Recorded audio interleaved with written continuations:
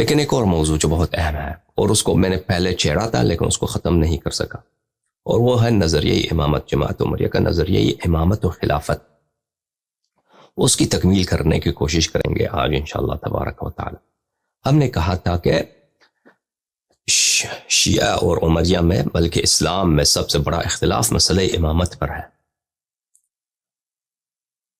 اور ہم نے کہا تھا کہ باقی معاملات کو چھوڑیے، صرف اگر آپ جماعت عمریہ کے نظریہ امامت کو جانچ لیجیے، نظریہ امامت کو انالائز کریں کہ وہ کہتے کیا ہیں، تو ان کی بات اتنا گھٹیا ہے، ان کی بات اتنا باطل ہے کہ فوراً پتہ چل جاتا ہے کہ یہ تو ہو ہی نہیں سکتا، یہ تو بہت ہی غلط بات ہے، ٹھیک ہے نا۔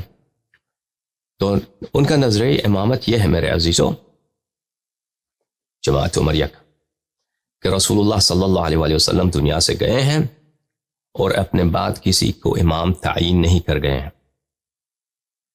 اور یہ بھی نہیں بتایا کہ میں یہ امام کا تعین آپ کے لیے چھوڑ کے جا رہا ہوں، یہ بھی نہیں بولا، یہ بھی نہیں کہا، تعین بھی نہیں کیا، اور یہ بھی نہیں بتایا کہ آپ میرے بعد تعین کرو، مجھے آپ پہ تسلی ہے، آپ اپنی اکثریت سے یا اپنی اتفاق سے کسی کو خلیفہ بناؤ، یہ بھی نہیں بولا، ٹھیک ہے۔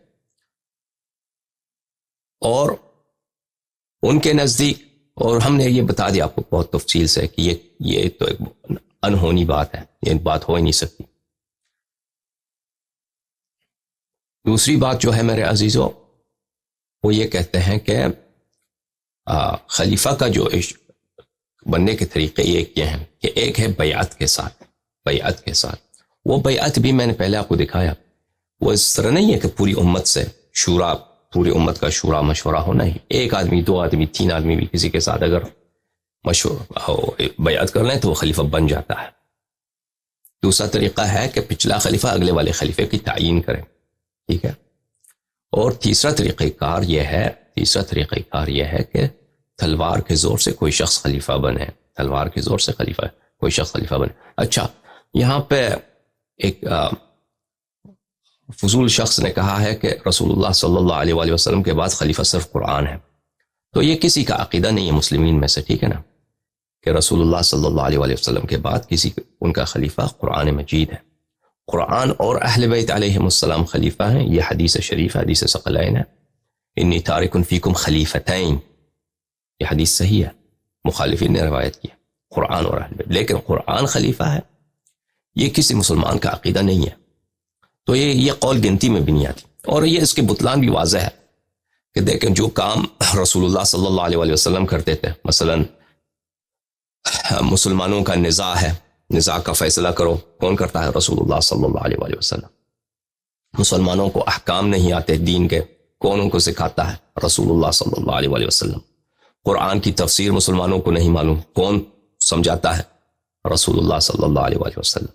خلقت کے احوال کیا ہیں، پرانے انبیاء کے احوال کیا تھے، کون مسلمانوں کو سمجھاتا ہے، سکھاتا ہے؟ رسول اللہ صلی اللہ علیہ وآلہ وسلم۔ روز قیامت کیا ہوگا، اس کے کیا احوال ہیں، کون اس کو سکھائے گا؟ رسول اللہ صلی اللہ علیہ وآلہ وسلم۔ شریعت کے جو احکام ہیں، مختلف عبادات میں، معاملات میں، مختلف امور میں شرعی احکام ہیں، یہ کون مسلمانوں کو سکھائے گا؟ مسلمان تو شکم مادر سے امور پہ، جیسے صحابہ، ان کو شروع سے تو نہیں معلوم تھا، ان کو سیکھنے کی ضرورت ہے، وہ تو سب بت پرست تھے، مشرک تھے، تو ان کو کون سکھائے گا؟ رسول اللہ صلی اللہ علیہ وآلہ وسلم۔ اس کے علاوہ ایک مسلمان دوسرے مسلمان پہ ظلم کرتا ہے، مظلوم کا حق ظالم سے کون لے گا؟ رسول اللہ صلی اللہ علیہ وآلہ وسلم۔ مسلمانوں پہ حملہ ہو رہا ہے، مشرکین کا یا کفار کا، اس کے لیے دفاع کی ضرورت ہے، یہ کون کرے گا؟ رسول اللہ صلی اللہ علیہ وآلہ وسلم۔ تو ان کا جو خلیفہ ہے رسول اللہ صلی اللہ علیہ وآلہ وسلم کا، یہ تمام امور ان کے بعد ان کے فرائض ہیں کہ وہ انجام دیں، ٹھیک ہے نا، کہ وہ انجام دیں یہ باتوں۔ تو کون بیوقوف کہتا ہے کہ قرآن یہ سب کرتا ہے؟ قرآن یہ سب کچھ کرتا ہے، قرآن یہ کام نہیں کرتا، قرآن ایک کتاب ہے، قرآن کفار کے پاس بھی پڑھا ہے، امریکہ کے لائبریریوں میں قرآن ہر لائبریری میں پڑھا ہوتا ہے۔ قرآن کریم ایک صامت کتاب ہے، اس کے اکثر اکثر آیات میں اقاویل بہت زیادہ ہیں، احتمالات بہت زیادہ ہیں۔ قرآن اپنے آپ سے جو ہے ابہام رفع نہیں کرتا، اپنے آپ سے ابہام رفع نہیں کرتا، یعنی اگر قرآن کی تفسیر کی ضرورت ہے تو آپ کو خارج سے مفسر کی ضرورت ہے۔ وَإِلَّا قرآن میں اتنے جو اختلاف مفسرین میں ہے بے حساب اختلاف کس لیے ہے؟ کیونکہ ان کو سمجھ نہیں آتی قرآن مجید، ٹھیک ہے نا۔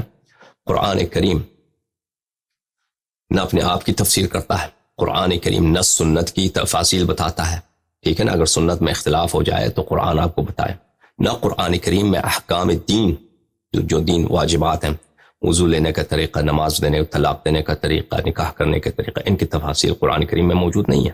قرآن کریم کے آیات میں بہت بعض کم احکام موجود ہیں، وہ بھی نہایت غموض کے ساتھ، نہایت پیچیدگی کے ساتھ۔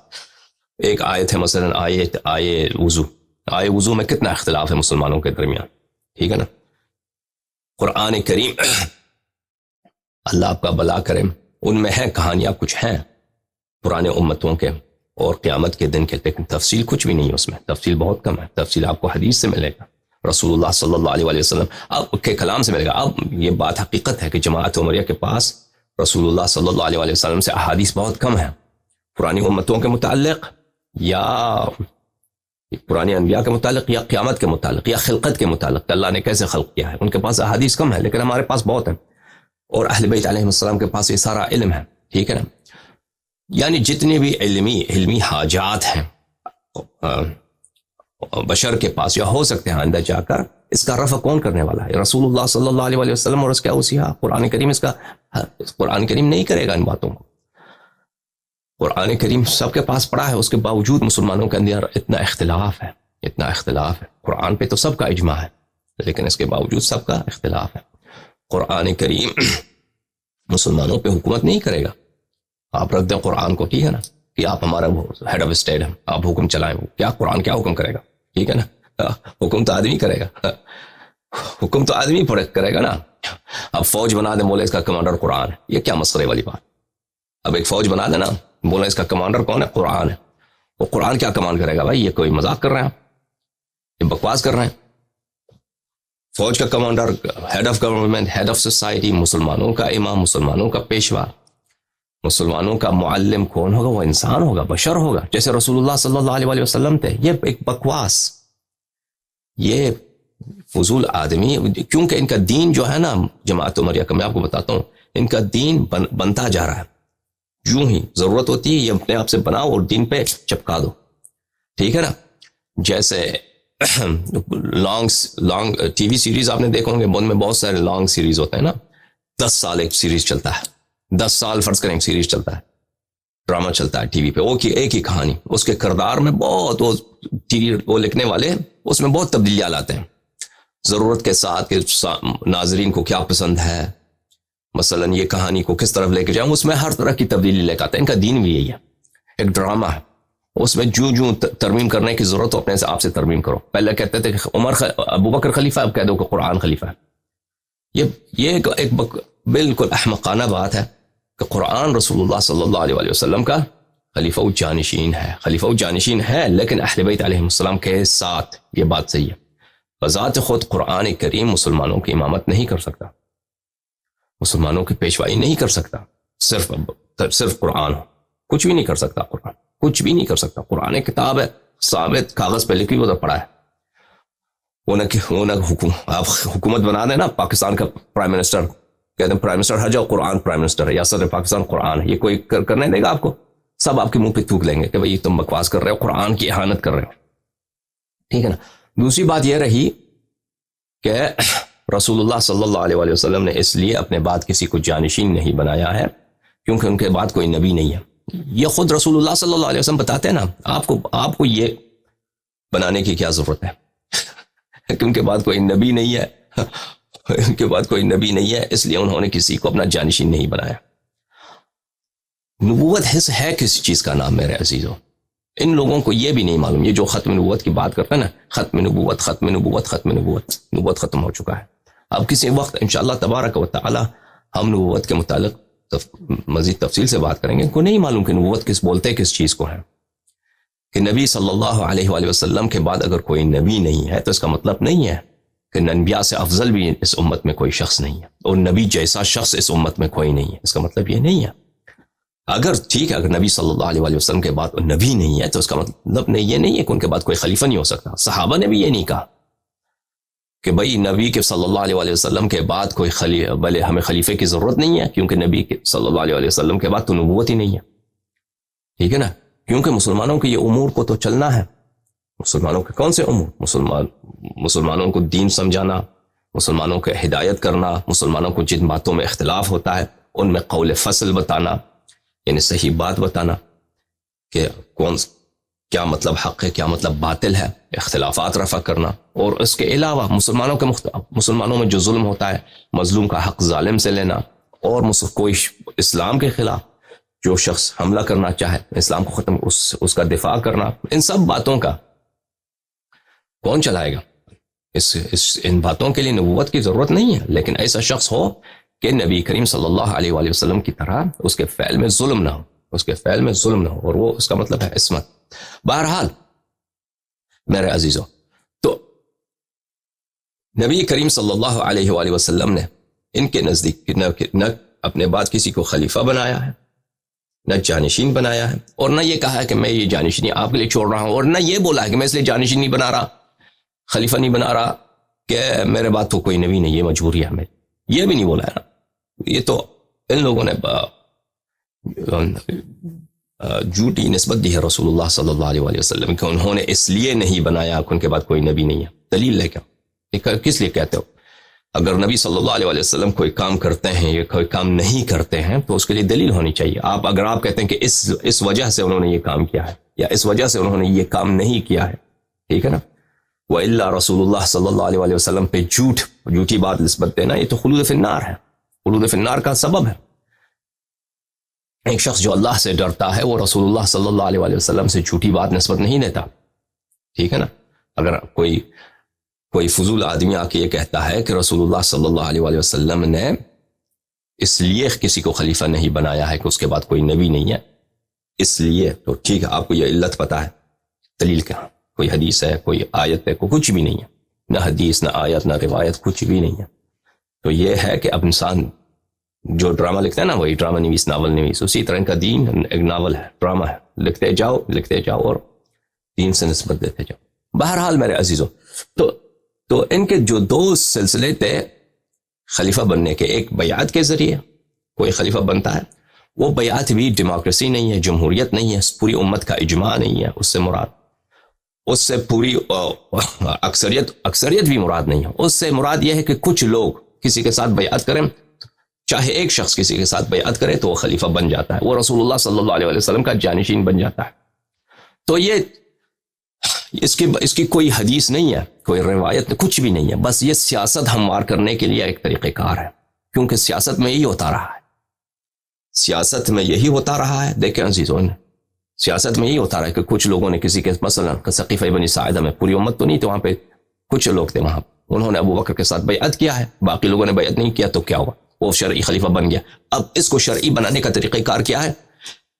نہ حدیث ہے، نہ آیت ہے کہ اس طریقہ سے کوئی خلیفہ بن سکتا ہے. بس اسی کو کہہ دیا کہ بس یہی طریقہ کار ہے، زبردستی یہی طریقہ کار ہو گیا نا. کہ سیاست ضرورت ایجاد کی ماں ہے، سیاست شریعت کی ماں ہے. ان کی سیاست جو ہے شریعت کی ماں ہے. صحابہ کی سیاست، خلفاء کی سیاست ان کے دین کی ایجاد کا سبب ہے، اس سے دین بنتا جا رہا ہے. تو پہلا طریقہ کار یہ ہے وہ بیعت. دوسرا طریقہ کار یہ کیا ہوا کہ پہلے والا خلیفہ دوسرے والے خلیفے کو نصب کرے. اس کے لیے بھی کوئی روایت ہے ان کے پاس کہ رسول اللہ صلی اللہ علیہ وسلم نے یہ کہا ہو کہ میں کسی کو خلیفہ تعین نہیں کرتا، البتہ اگر کوئی خلیفہ بن جائے وہ اپنے بعد والے خلیفے کو تعین کر سکتا ہے. وہ ان کے پاس روایت حدیث نہیں ہے. صرف یہ ہے کہ ابو بکر نے عمر کو تعین کیا ہے بلا مشورے کے، بلکہ علی رغم مشورہ. لوگوں نے مشورہ دیا کہ عمر ابو بکر سے کہا کہ تم، بلکہ میں وہ روایت دکھا دوں آپ کو. عمر ابو بکر کے مرنے کا وقت جب آیا تو بلکہ کتاب ہی سے دکھاتے ہیں کہ وہ کیا ہوا. یہ کتاب ہے، معاف کیجیے گا، یہ کتاب ہے سنن سعید بن منصور المجلد الخامس، چھاپ دار سمیعی، صفحہ نمبر 133. یہ حدیث ہے 942. کئی کتب میں ہے. لما بلغ الناس ان ابا بکر یرید ان یستخلف عمر، جب لوگوں کو پتہ چلا کہ عمر جو ہے، ابو بکر جو ہے، وہ عمر کو اپنا خلیفہ بنانا چاہتا ہے. قالوا ماذا يقول لربه اذا لقيه، تو لوگوں نے کہا، لوگ کون تھے اس زمانے میں؟ سب مہاجرین انصار تھے، سب صحابہ تھے، ٹھیک ہے نا. ابو بکر کی وفات تو 19 مہینے بعد ہے رسول اللہ صلی اللہ علیہ وسلم کے، 18-19 مہینے بعد ہے. تو لوگوں نے کہا یہ کیسا غلط کام کر رہا ہے. الناس، یہ کون؟ فقالو، ناس لوگوں نے کہا، اہل مہاجرین انصار نے کہا یہ کیسا کام کر رہا ہے کہ یہ ابو بکر عمر کو اپنے بعد خلیفہ بنا رہا ہے. یہ اللہ کا جواب کیا دے گا؟ یعنی اتنا واضح اور غلط بات تھی ان کے نظر میں، ٹھیک ہے نا. یہ کہتے ہیں کہ وَأَمْرُهُمْ شُورَىٰ بَيْنَهُمْ، کس سے مشورہ کیا ابو بکر نے؟ وہ حدیث میں دکھاؤ کس سے مشورہ کیا، کہاں مشورہ ہوا؟ ابو بکر کے خلیفہ بننے کے وقت کہاں مشورہ ہوا ہے؟ یا عمر کے؟ کوئی شورا نہیں ہے. استخلف علينا فظا غليظا وهو لا يقدر على شيء فكيف لو قدر. وہ اس شخص کو خلیفہ بنانا چاہ رہا ہے جو فظ غلیظ ہے. فظ بولتے ہیں وہ شخص جو زبان میں اس کی زبان بہت کڑوا ہے، زبان اس کا بہت کیا ہے، زبان اس کا، لسان اس کا، بولنے کا انداز اس کا کیسا، اس میں بہت خشونت ہے، بہت خشکی ہے، بہت تندی ہے، بہت کرواہٹ ہے. غلیظاً، اور وہ بہت ہی سخت دل آدمی ہے، سنگ دل آدمی ہے. ایک سنگ دل اور جو زبان میں کسی کا احترام نہیں کرتا، زبان میں بھی بہت اس کا کرواہٹ ہے. حالانکہ اس کے پاس ابھی تو کوئی طاقت بھی نہیں ہے. اگر وہ طاقت آ جائے تو وہ کیا کرے گا؟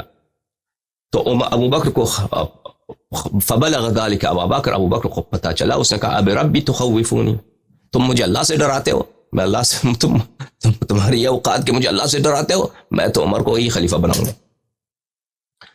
یہ کتاب المصنف فی الاحادیث والآثار، الجزء السادس، چھاپ دار التاج، یہاں پر روایت کرتے ہیں، اسماعیل زبید سے روایت کرتے ہیں کہ لما حضرت ابا بکر الوفات ارسل الى عمر لیستخلفہ، جب ابو بکر کے مرنے کا وقت آیا، عمر کو بلایا تاکہ اس کو خلیفہ بنائے، جانشین بنائے. فقال الناس، لوگوں نے کہا اتستخلف علینا فظا غلیظا فلو ملکنا کان افظ واغلظ. لوگوں نے کہا کہ تم فظ غلیظ کو، ایک سنگ دل بد زبان آدمی کو ہم پہ خلیفہ بنا کے جا رہے ہو، اگر وہ خلیفہ بن جائے تو اور بھی زیادہ سنگ دل اور زیادہ بھی بد زبان ہو جائے گا. تم اللہ کا جواب کیا دو گے؟ اذ اتیتہ واستخلفتہ علینا، تم اللہ کا کیا جواب دو گے کہ تم ایسے شخص کو ہمارا خلیفہ بنا کے جا رہے ہو؟ قال تخوفونی بربی، ابو بکر نے کہا کہ تم مجھے اللہ سے ڈراتے ہو. اچھا، مقصد یہ ہے عزیزو کہ اس کے دوسرا طریقہ کار یہ ہے کہ ابو بکر نے عمر کو اپنے بعد جانشین بنایا. کوئی حدیث نہیں ہے، لیکن صرف جیسے ضرورت ایجاد کی ماں ہے، سیاست شریعت کی ماں ہے، سیاست شریعت بناتی جا رہی ہے. تو دوسرے طریقہ کار ان کے لیے مشروع ہو گیا. دوسرا طریقہ کار کیا ہے امام بننے کا؟ کہ پہلے والا خلیفہ اپنے بعد والے خلیفے کو امام بنا دے. جیسے معاویہ، اس نے یزید کو بنایا ہے، ٹھیک ہے نا، معاویہ نے یزید کو بنایا، یزید خلیفہ بن گیا، ختم بات. اچھا، تیسرا جو طریقہ کار ہے ان کے پاس، اور اس کے متعلق میں نے تفصیل سے بات نہیں کر سکا گزشتہ، وہ یہ ہے بالقہر والغلبہ، کہ ایک شخص تلوار کے زور سے، سوٹی کے زور سے، ڈنڈے کے زور سے خلیفہ بن جاتا ہے، تو وہ شرعی خلیفہ بن جاتا ہے. وہ چاہے فاجر ہو، چاہے فاسق ہو، چاہے حرام زادہ ہو، ٹھیک ہے نا، اس کی طاعت واجب ہوتا ہے، اس کی طاعت شرعاً واجب ہوتا ہے، شرعاً واجب ہوتا ہے، اور اس کو وہ واقعاً خلیفہ بن جاتا ہے، ٹھیک ہے نا. تو اس کو میں نے پہلے جو میں نے تھا اس کو واضح طور پہ بیان نہیں کیا تھا، اب واضح طور پہ بیان کرتا ہوں. اور یہ پوری جماعت عمریہ کا اس مسئلے پہ اجماع ہے، پوری جماعت عمریہ کا اس مسئلے پہ اجماع ہے. کیونکہ پہلے میں نے اس کو واضح طور پہ بیان نہیں کر سکا تھا، تو اس لیے شاید بعض لوگوں نے یہ سمجھا ہو کہ میں نے جو عبداللہ ابن عمر کی حدیث ہے کہ من مات وَلَيْسَ فِي عُنُقِهِ بَيْعَ مَاتَمِيتَةً جَاهِلِيَّةً، اس کی روح سے میں نے استدلال کیا ہے؟ نہیں، اس کی روح سے میں نے استدلال نہیں کیا ہے. وہ اس روایت کو ہم نے اس لیے اس روایت کا اس لیے ذکر کیا تھا کہ جماعت عمریہ کے نزدیک فاسق فاجر خلفاء کی طاعت واجب ہوا کرتی ہے. ہاں، فاسق فاجر خلفاء کی طاعت واجب ہوا کرتی ہے. یہ بھی مسلمات میں سے اجماعیات میں سے کہ فاسق فاجر خلیفہ چاہے وہ تلوار کے زور سے ہی خلیفہ بنے اس کی طاعت واجب ہوتی ہے، وہ شرعی خلیفہ بن جاتا ہے. تو جیسا کہ یزید جو ایک فاسق تھا فاجر تھا بالاجماع، اس نے حرے کے وقت چڑھائی کیا ہے مدینہ پر، اور عبداللہ ابن عمر عبداللہ ابن مطیع کے پاس جاتا ہے کہ تم اس کے خلاف کیوں خروج کرتے ہو؟ تم اگر مر جاؤ تو تم جاہلیت کی موت مرو گے. ٹھیک ہے نا؟ تو یزید کی خلافت جو ہے، یزید کی خلافت تم پہ واجب. یزید کی خلافت اس طرح تو نہیں بنی کہ وہ ڈنڈے کے زور سے بنا. یزید کی خلافت دو طریقوں سے بنی ہے. ایک تو اس کے والد نے اس کو خلیفہ بنایا، پھر صحابہ نے اس کے ساتھ بیعت کیا تھا، پھر اس ڈنڈے کے زور سے بھی وہ جن لوگوں نے مخالفت کی ان کے خلاف بھی اس نے مخالفین کو قتل کرایا. ٹھیک ہے نا؟ لیکن ہمارا وجہ استدلال وہ تھا. لیکن جو یہ اس کی وجہ کیا، اس کی دلیل کیا ہے کہ جماعت عمریہ کے نزدیک یہ ایک طریقہ کار ہے خلیفہ بننے کا. تو ملاحظہ فرمائیے، ان کے مختلف کتب میں دکھاتا ہوں اور ان کا اجماع ثابت کرتا ہوں کہ ان کے علماء نے، بڑے علماء نے حکم دیا ہے کہ یہ اجماعی مسئلہ ہے. یہ کتاب الاحکام السلطانیہ للقاضی ابی اعلی الفراء الحنبلی، متوفى سنہ 458. یعنی احکام السلطانیہ یعنی خلافت، حکومت، سلطان کے جو احکام ہوتے ہیں، ولایت کے جو احکام ہوتے ہیں. چھاپ مقدار الکتب العلمیہ، یہاں پہ ملاحظہ فرمائیے صفحہ نمبر 20 میں. اچھا، احمد بن حنبل کی کہتے ہیں وقد روی عن احمد الفاظ تقتضی اسقاط اعتبار العدالة والعلم والفضل.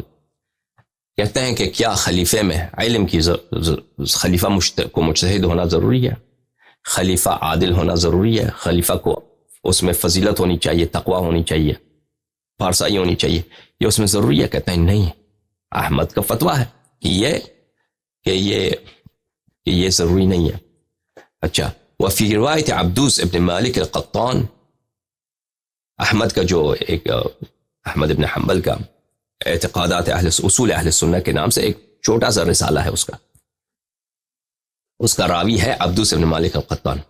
احمد کا یہ بیان ہے اس میں، وہ ہم آپ کو دکھائیں گے. ومن غلبهم بالسیف حتی صار خلیفہ، وہ شخص جو مسلمانوں پہ غالب ہو جائے اور تلوار کے زور سے تاکہ خلیفہ بن جائے. وسمی امیر الفاسقین، اور وہ امیر المؤمنین کہلائے، امیر الفاسقین کہلائے.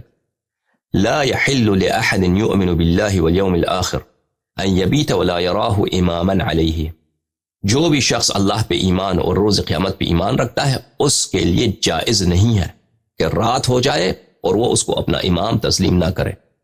رات کو وہ سوئے اور اس شخص کو جو تلوار کے زور سے وہ خلیفہ بنایا، چاہے وہ فاجر ہو، چاہے وہ فاسق ہو، شرابی ہو، قاتل ہو، کوئی فرق نہیں، سب کو قتل کر کے خلیفہ بنا، کوئی بات نہیں. ٹھیک ہے نا؟ عبد الملک ابن مروان، اس نے کیا خانہ کعبہ کو منجنیق سے اڑا دیا. ٹھیک ہے نا؟ عبداللہ ابن زبیر کو خانہ کعبہ کے سامنے قتل کیا، اس کے ساتھ بہت سارے لوگوں کو اس نے ذبح کیا خانہ کعبہ کے بالکل مسجد الحرام میں. خلیفہ بن گیا تلوار کے زور سے خلیفہ بن گیا. عبداللہ ابن عمر نے اس کے ساتھ بیعت کیا، اس کے بیٹوں نے بھی بیعت.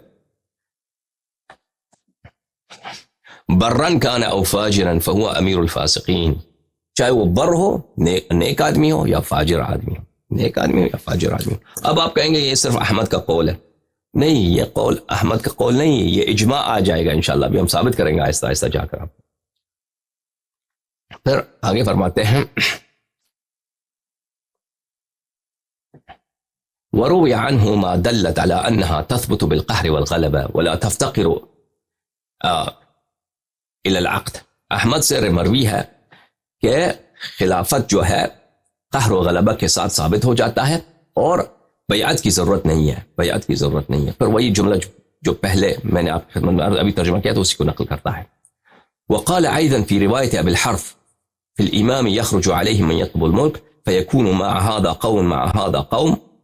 کہتا ہے کہ اگر ایک شخص خلیفہ ہے، دوسرا شخص اس کے خلاف اٹھ جاتا ہے، خروج کرتا ہے، کہ میں آپ کو خلیفہ نہیں مانتا، تو ایک جماعت اس خلیفے کے ساتھ ہے، ایک جماعت دوسرے آدمی کے ساتھ ہے.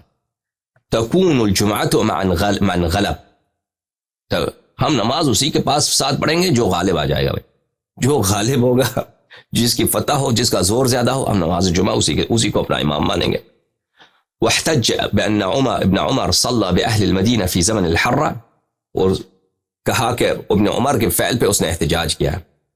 ابن حنبل کا حجت کیا ہے؟ عبداللہ ابن عمر کہ حرے کی لڑائی میں عبداللہ ابن عمر نے اہل مدینہ کو یزید کے فوج کے ساتھ مل کر ان کو نماز جمعہ پڑھایا اور کہا نحن مع من غلب، کہتے ہیں کہ ہم یزید کے ساتھ ہیں کیونکہ یزید کی فتح ہے، اس لیے ہم یزید کے ساتھ ہیں. جو غالب آ جائے، فاسق فاجر ہو، کوئی فرق نہیں پڑتا، ہم اسی کے ساتھ ہیں.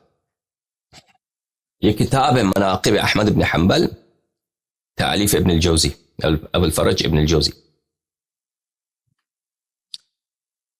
یہاں پہ صفحہ نمبر 240 میں احمد فرماتے ہیں والسمع والطاعہ للائمہ، سمع و طاعت ہے ہماری اماموں کے لیے، وہ امیر المؤمنین، اور جو ان کا خلیفہ ہو اس کے لیے، البر والفاجر، چاہے وہ نیک آدمی ہو یا فاجر ہو، شرابی، قاتل، بے دین. ومن ولی الخلافہ فاجتمع الناس علیہ ورضوا بہ، اور جو شخص خلیفہ بن جاتا ہے اور لوگ اس سے بیعت کرتے ہیں، وہ ہمارا خلیفہ ہے، ٹھیک ہے.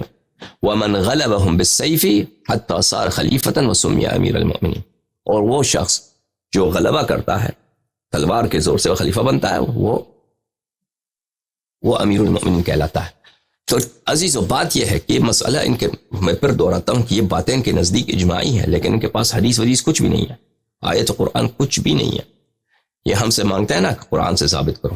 ان کا عقیدہ امامت، ان کا اپنا عقیدہ خلافت اتنا گٹھیا ہے، اتنا آلودہ ہے، اتنا پلید ہے، ٹھیک ہے نا، اتنا احمقانہ ہے کہ وہ اس کی آیت تو روایت تو دور کی بات ہے، اس کو ایک کافر کو بھی دکھائے نا، وہ دور سے کہہ دے گا کہ یہ باطل ہے، یہ باتیں، یہ غلط باتیں. اس کو سیاست نے بنایا، سیاست نے، علماء، ان کی یہ جو شریعت کا جز بن چکا ہے ان کا، یہ نہیں ہو سکتا یہ اللہ کے اور رسول صلی اللہ علیہ وآلہ وسلم کے درگاہ سے ہوں. یہ سیاست کی روح سے بنی ہے یہ باتیں. ان کے کوئی آیت روایت نہیں ہے، سب بس بناتے گئے.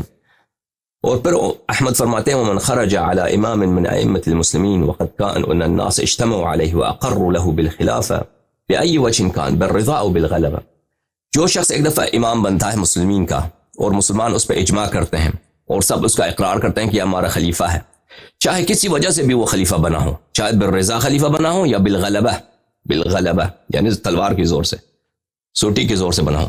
فقد شق هذا الخارج عسى المسلمین، جس شخص نے بغاوت کیا اس کے خلاف، اس نے مسلمانوں کے درمیان اختلاف پیدا کیا. اچھا، وخالف الآثار عن رسول اللہ صلی اللہ علیہ وآلہ وسلم، اور اس نے احادیث رسول صلی اللہ علیہ وآلہ وسلم کی مخالفت کی ہے. فإن مات الخارج علیہ مات میتۃ جاہلیہ، اور اگر یہ خارجی یعنی جس نے بغاوت کی ہے وہ مر جائے تو جاہلیت کی موت مرتا ہے. تو یہ احمد کا فتویٰ اس زمانے میں بہت کام کی چیز تھی. اس زمانے میں، جس زمانے میں احمد رہتا تھا، احمد کی وفات سنہ 220-225، اس زمانے میں بغاوتیں بہت ہوتی تھی بنی عباس کے مقابلے میں. بنی عباس کے مقابلے میں بالخصوص زیدیہ جو تھے، یمن سے، کوفے سے، مدینے سے، ان کے بار انہوں نے کوشش کی بنی عباس کے تختہ الٹنے کے لیے. تو ان کے لیے بہت کام کی چیز تھی کہ ایسے لوگوں کو وہ موت جاہلیت کی بشارت دیں. احمد بن حنبل، یہ کتاب تو نہیں ہے، بس ایک رسالہ سا ہے، کتابچہ سا ہے، مختصر ہے بہت احمد بن حنبل کا. اس کے اگلے صفحے میں ملاحظہ فرمائیے، میں آپ کو دکھاتا ہوں احمد کیا فرماتے ہیں. والسمع والطاعة للائمہ و امیر المؤمنین، سمع و طاعت ہے ہماری اماموں کے لیے اور جو ہمارا خلیفہ امیر المؤمنین کہلائے گا اسی کے لیے. البر والفاجر، چاہے وہ نیک آدمی ہو اور چاہے فاجر آدمی ہو. اچھا، ایک جملہ یاد رکھیے یہاں پر، آپ کو غلط فہمی نہ ہو، کہ جو شخص تلوار کے روح سے خلیفہ بنتا ہے وہ واقعاً خلیفہ بن جاتا ہے. اس کے لیے ان جماعت عمریہ کے پاس کوئی حدیث نہیں ہے اس مسئلے پر. لیکن جو شخص خلیفہ ہے، خلیفہ بننے کا طریقہ کار جو بھی ہو، لیکن وہ فاسق ہے، فاجر ہے، اس کی طاعت واجب ہے. اس مسئلے پر ان کے پاس احادیث بہت ہیں، اس مسئلے پر ان کے کتب میں احادیث بہت ہیں کہ اگر تمہارا حکمران، تمہارا امام، تمہارا پیشوا فاسق، فاجر، شیطان ہے تو کوئی بات نہیں، اس کی طاعت واجب، وہ تم پہ ظلم کرتا ہے تو تم اس کی طاعت کرو، ٹھیک ہے نا؟ تو اس مسئلے پر ان کے پاس احادیث زیادہ ہیں، تو اس میں آپ کو غلط فہمی نہ ہو کہ میں نے کہا کہ ان کے پاس حدیث نہیں ہے۔ کس مسئلے پہ حدیث نہیں ہے؟ اس مسئلے پہ حدیث نہیں ہے کہ اگر کوئی بیعت کرے، بیعت کے طریقے سے وہ امام بنتا ہے، اس پہ کوئی حدیث نہیں۔ اگلا امام آگے والے امام کو امام بنا سکتا ہے، اس پہ کوئی حدیث نہیں، کوئی آیت قرآن نہیں ہے۔ اور تلوار کے زور سے کوئی شخص خلیفہ بن سکتا ہے، اس پہ کوئی حدیث نہیں۔ البتہ یہ حدیث ہے ان کے پاس کہ فاجر فاسق اگر آپ کا خلیفہ بن جائے تو آپ پہ طاعت اس کی واجب ہے۔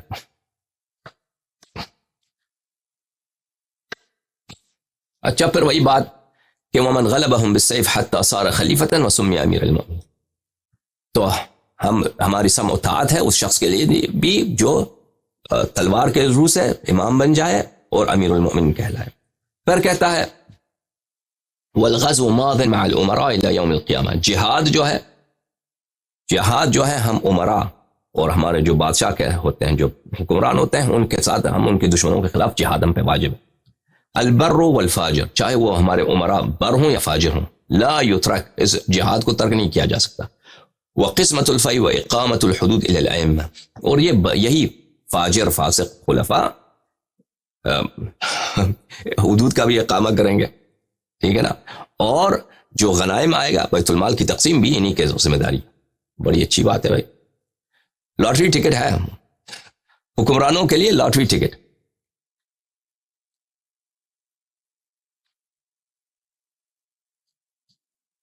لیس لأحد ان یطعن علیہم ولا ینازعہم، کسی شخص کو حق نہیں ہے کہ ان کی کوئی مزاحمت کرے اور ان کے ساتھ نزاع کرے۔ کس مسئلے پر؟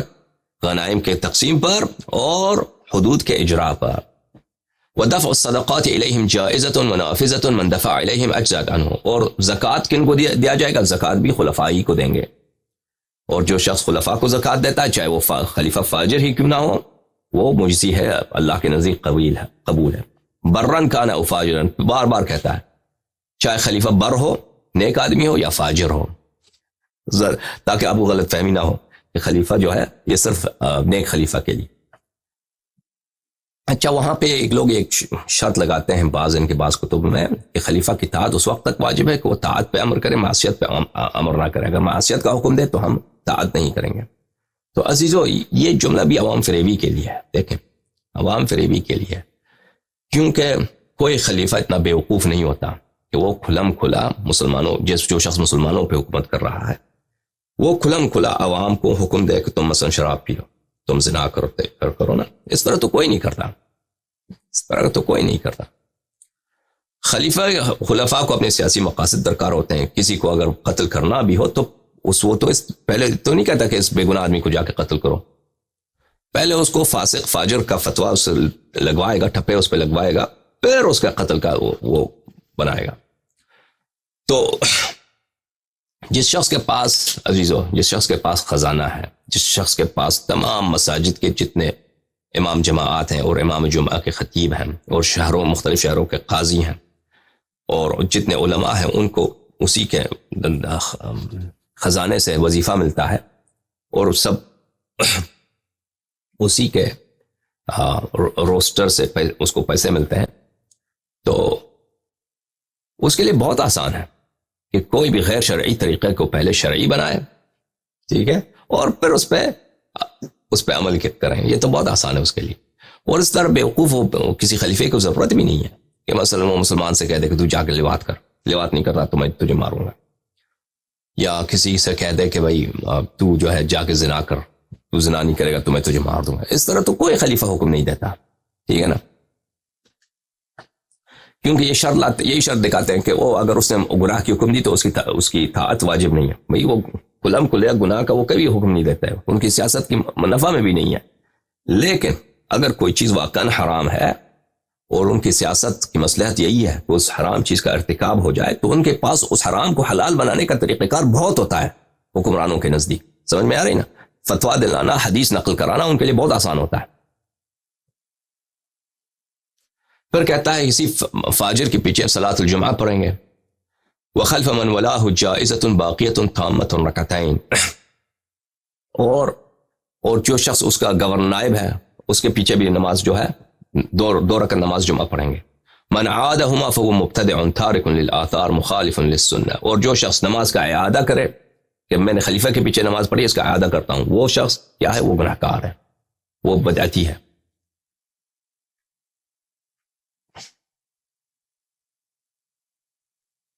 پھر کہتا ہے من خرج على امام من ائمه المسلمين وقد كان الناس اجتمعوا عليه واقروا له بالخلافه باي وجه كان بالرضا وبالغلبه فقد شق هذا الخارج عسى المسلمين وخالف الاثار عن رسول الله صلى الله عليه واله فان مات الخارج عليه مات ميتا جاهليا.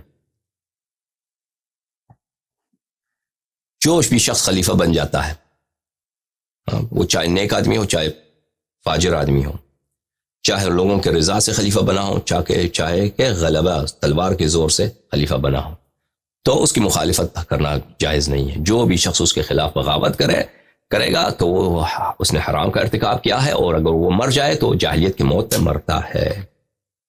اچھا، یہ میں نے حنابلہ کے متعلق بہت بات کیا.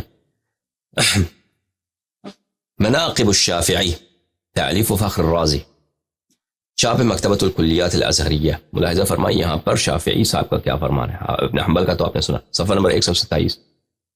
شافعی فرماتے ہیں کل قرشی غلب علی الخلافۃ بالسیف واجتمع الناس علیہ فهو خلیفہ. کوئی بھی قرشی، کیونکہ اس زمانے میں بنی عباس بھی قرشی تھے، بنی امیہ بھی قرشی تھے، کوئی بھی قریش کا آدمی خلافت کو اس تلوار کی زور سے پکڑ لے اور لوگ اس پہ اجتماع کریں تو وہ خلیفہ ہے، وہ خلیفہ بن جاتا ہے.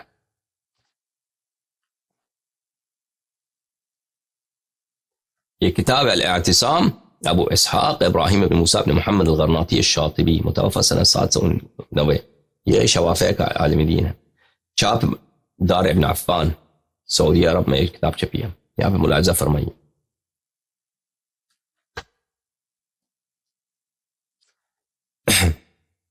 قیل لیحییٰ بن یحییٰ البیعۃ مکروہۃ قال لا قال فإن كانوا أئمة الجور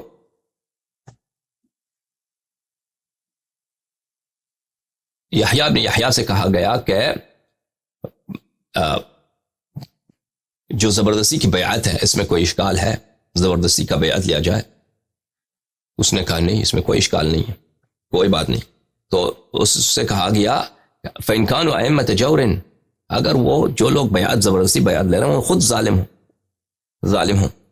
فقال قد بايع ابن عمر لعبد الملك بن مروان وبالسيف أخذ الملك أخبرني بذلك مالك عنه أنه كتب إليه وأمر له بالسمع والطاعة على كتاب الله وسنة نبيه صلى الله عليه وسلم.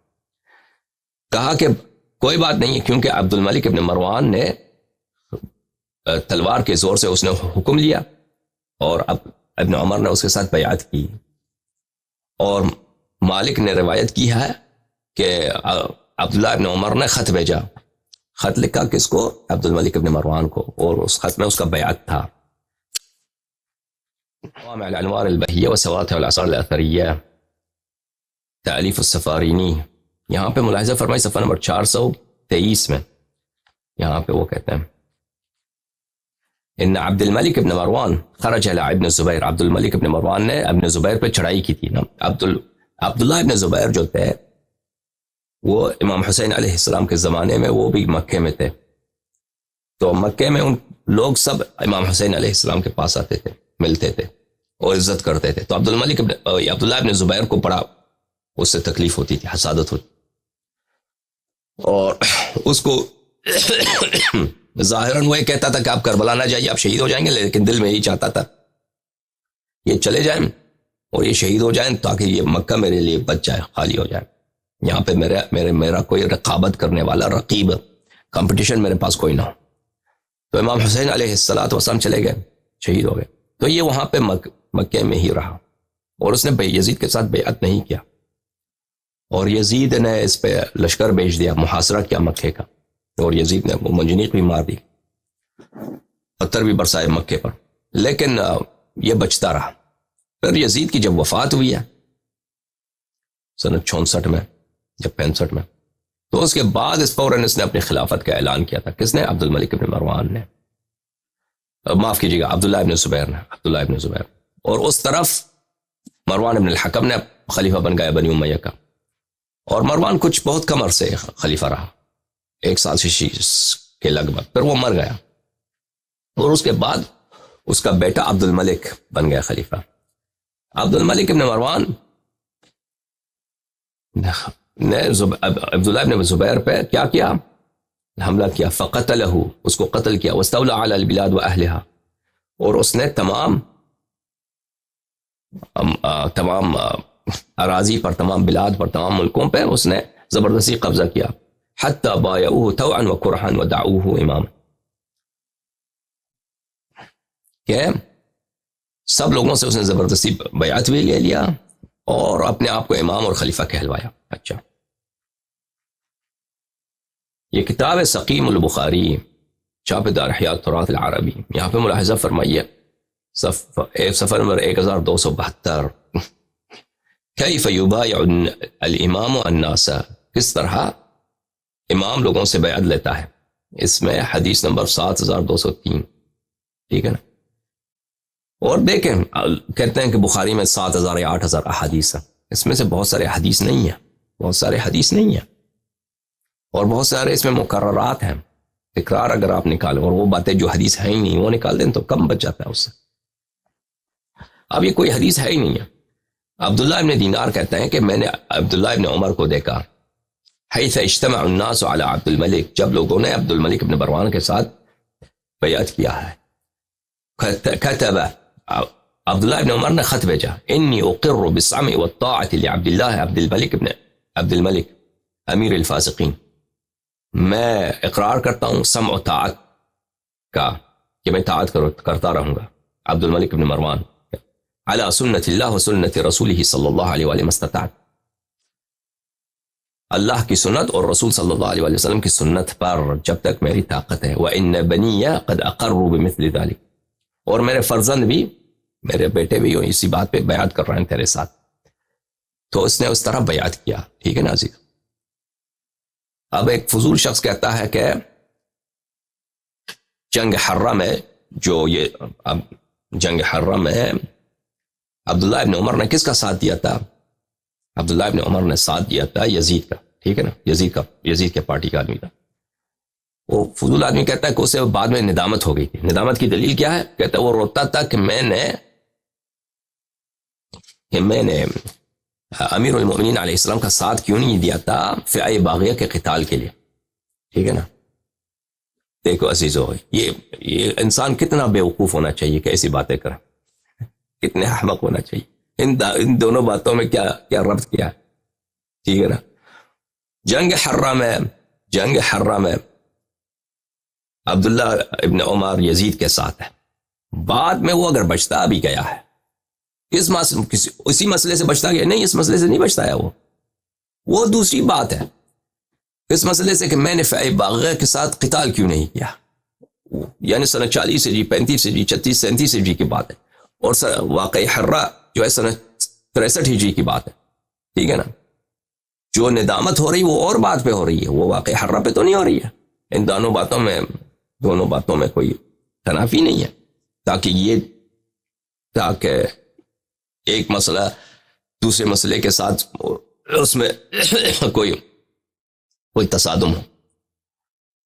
اس نے واقعی حرہ میں جو یزید کے ساتھ دیا اس سے تو اس نے ندامت نہیں کیا. اس نے ندامت کیا کہ میں نے جو امیر المؤمنین علیہ السلام کو جو جنگ تھی فئہ باغیہ کے ساتھ، میں نے ان کے ساتھ کیوں نہیں دیا. اور یہ بھی جھوٹ ہے، یہ بھی قضیہ اساسی سے جھوٹ ہے کہ اس نے بیعت ہی نہیں کیا تھا امیر المؤمنین علیہ السلام کے ساتھ. اس نے بیعت ہی نہیں کیا تھا امیر المؤمنین علیہ السلام کے ساتھ. ٹھیک ہے نا. اور پھر ابن تیمیہ منہاج السنہ میں کہتے ہیں کہ اس کی ندامت اس بات پہ تھی کہ میں نے کیوں خوارج کے ساتھ قتال نہیں کیا. اس کی ندامت اس بات پہ تھی، نہیں یہ کہ میں کیوں معاویہ کے ساتھ نہیں لڑا. اور پھر وہ آخر تک بنی امیہ کے ساتھ رہا. دیکھو عبد الملک ابن مروان کے ساتھ، کہ عبد الملک ابن مروان نے عبداللہ ابن زبیر کا، جو عبداللہ ابن عمر کا اتنا ساتھی تھا، پرانا دوست تھا، اس کو کس طرح قتل کیا. ٹھیک ہے نا. اسماء بنت ابی بکر اس وقت زندہ تھی. عبداللہ ابن زبیر کی جو ماں ہے وہ زندہ تھی. عائشہ کی بڑی بہن، عائشہ سے 10 سال اس کی عمر زیادہ ہے، وہ مکے میں زندہ. اس کے سامنے مکے خانہ کعبہ کے سامنے عبداللہ ابن زبیر کو ان لوگوں نے ذبح کیا، قتل کیا. ٹھیک ہے نا. اور اس کا جسد جو ہے ادھر لٹکا رہا. کہاں پہ؟ خانہ کعبہ کے سامنے. تو یہ اب اسما بنت ابی بکر یہ بڑھیا بھی ہو چکی تھی، عمر میں بڑی تھی اس وقت بہت، سنہ 70 ہجری میں مثلا اس کی عمر تو بہت ہو گئی ہوگی. تو آتی تھی ادھر، مثلا 90-95 سال اس کی عمر تھی. وہ اپنے بیٹے کو روتی، عبداللہ ابن زبیر کو، اس کا ندوہ کرتی. تو یہ عبداللہ ابن عمر، یہی عبد الملک ابن مروان کے ساتھ اس طرح اس نے بیعت کیا ہے کہ میں تیرے ساتھ بیعت کرتا ہوں. اس کے بیعت بخاری میں بھی ہے. تو کہاں سے وہ پچھتا گیا اپنے سلوک سے؟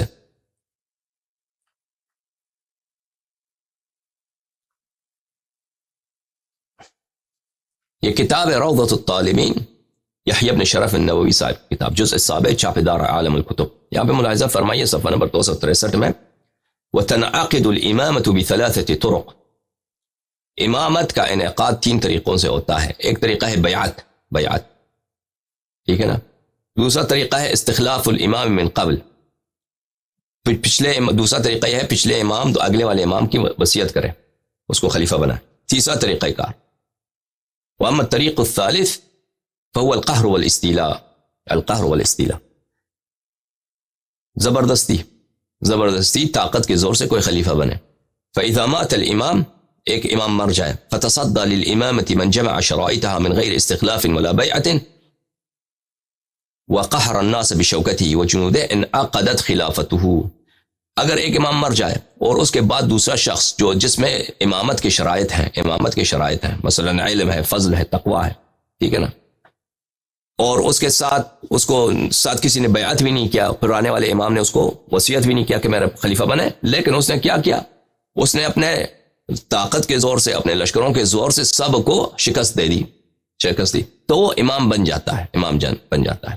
اچھا، فإن لم يكن جامعا للشرائط، اگر اس میں شرائط نہیں ہے بھائی، علم نہیں ہے، تقوی نہیں ہے، فارسائی نہیں ہے، فاسق فاجر آدمی ہے، ٹھیک ہے نا، مجتہد تو کیا جاہل آدمی ہے، لیکن اس کے پاس تلوار ہے، جنگ اس نے خوب لڑا ہے، سب مخالفین کو اس نے قتل کیا ہے، اس میں شرائط نہیں ہے. بأن كان فاسقا او جاہلا، فاسق ہے، جاہل ہے، فوجہان، کہتے ہیں ہم 2 فتوے دے سکتے ہیں اس مسئلے میں، 2 فتوے دے سکتے ہیں کہ ہو سکتا ہے یا نہیں ہو سکتا.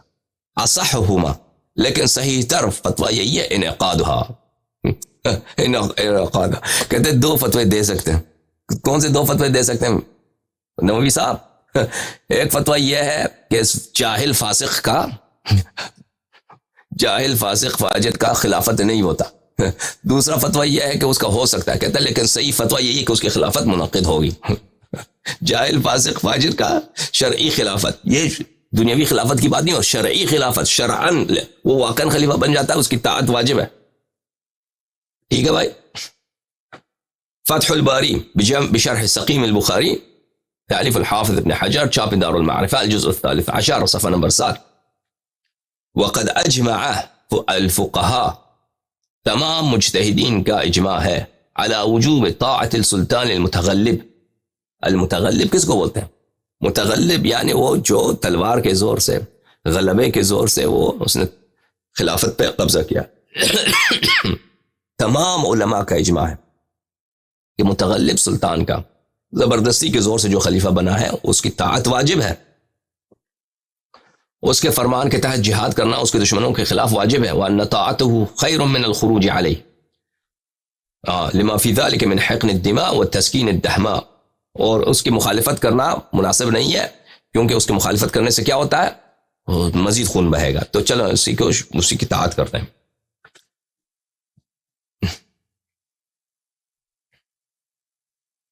ولم يستثنوا من ذلك إلا إذا وقع من السلطان الكفر الصريح فلا تجوز طاعته في ذلك بل تجب مجاهدته لمن قدر عليها. اور اس مسئلے میں صرف ایک استثناء ہے، علماء نے کسی کو استثناء نہیں کیا،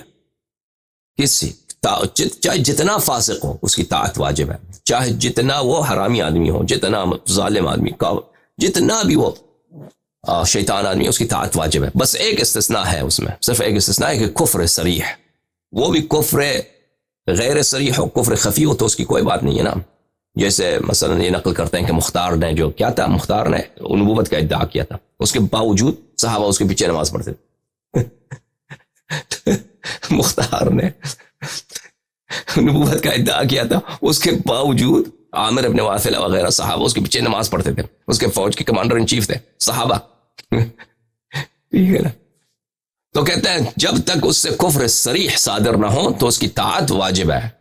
اس طرح تو کوئی بیوقوفی ہوگا نا کہ کفر صریح، کوئی مثلا خلیفہ پوری حکومت اس کے ہاتھ میں، پھر کفر صریح کا مرتکب ہو کہ میں قرآن کو نہیں مانتا یا قرآن میں فلان غلطی ہے، ٹھیک ہے نا، کفر، یا نماز کو یعنی ضروریات دین کا منکر ہو، یا رسول اللہ صلی اللہ علیہ وسلم کو کی توہین کرے، گستاخی کرے. اس طرح تو کوئی نہیں کرتا. کہ جو استثناء انہوں نے دیا ہے وہ استثناء تو کبھی پیش ہی نہیں آتا نا.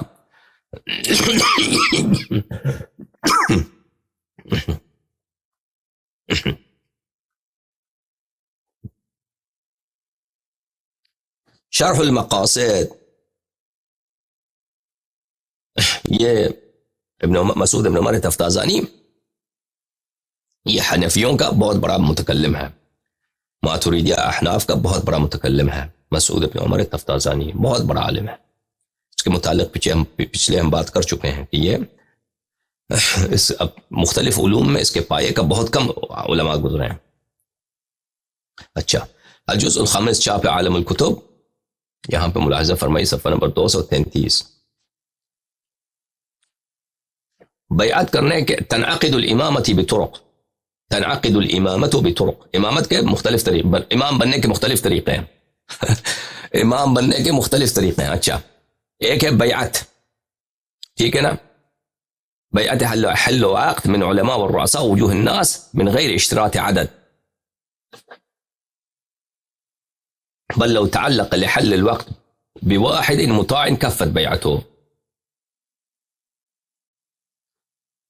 کہتے ہیں پہلا طریقہ کار بیعت ہے اور اس کی عدد کی ضرورت نہیں، عدد کی کوئی شرط نہیں ہے کہ کتنے لوگ کسی کے ساتھ بیعت کریں تو وہ خلیفہ بن جاتا ہے کسی کے ساتھ.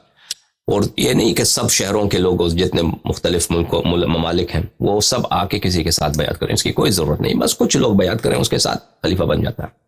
دوسرا طریقہ ہے استخلاف، یعنی وصیت کرنا، پہلے والا خلیفہ دوسرے کے لیے وصیت کرے. تیسرا القہر والاستیلاء، قہر اور استیلاء، قہر بولتے ہیں زبردستی، استیلاء بھی بولتے ہیں کہ چھا جانا، زبردستی اور چھا جانا. فإذا مات الإمام وتصدى للإمامة من يستجمع شرائطها من غير بيعة واستخلاف وقهر الناس بشوكته إن عقدت الخلافة له، وكذا إذا كان فاسقا أو جاهلا على الأظهر. اگر ایک امام مر جائے اور دوسرا شخص خلیفہ بن جائے جس میں امامت کے شرائط ہیں، لیکن کسی نے اس کے ساتھ بیعت بھی نہیں کیا، اس کو وصیت بھی کسی نے نہیں کیا نا، لیکن وقهر الناس بشوكته، وہ اس نے زبردستی تلوار کے زور سے مخالفین سب کو شکست دے دی. ان عقدت الخلافت، وہ واقعا خلیفہ بن جاتا ہے. وکذا، اور اسی طرح اگر اس میں شرائط نہ بھی ہے نا، فاسق ہے، جاہل ہے، فاسق جاہل بھی ہے تو خلیفہ بن جاتا ہے، کوئی بات نہیں، فاسق فاجر شرابی کافر سب خلیفہ بن جاتے ہیں. یہ کتاب الدرر السنینیہ فی الاجوبہ النجدیہ، مجموعة رسائل ومسائل علماء نجد الأعلام من عصر الشيخ محمد بن عبد الوهاب إلى عصرنا هذا، تأليف الشيخ عبد الرحمن بن محمد بن القاسم النجدي الحنبلي، الجزء التاسع. یہاں پہ ملاحظہ فرمائیے، کہتے ہیں کہ قال شیخ الاسلام محمد بن عبد الوهاب، محمد بن عبد الوهاب جو وہابیت کا جو سربراہ ہے، اس نے کہا الائمة مجمعون من كل مذهب، تمام مذاہب کا اجماع ہے، على ان من تغلب على بلد و بلدان، کہ جو شخص ایک شہر یا بقیہ شہروں پر وہ قبضہ کر لیتا ہے، له حکم الامام فی جمیع الاشیاء، ہاں وہ اس پہ اس امام شرعی کے احکام جاری ہوں گے تمام امور پر.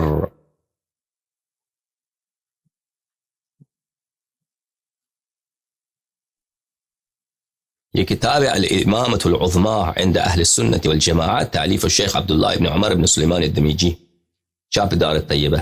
یہاں پہ ملاحظہ فرمائیے القہر والغلبہ، امام بننے کا طریقہ قہر و غلبہ کے ساتھ.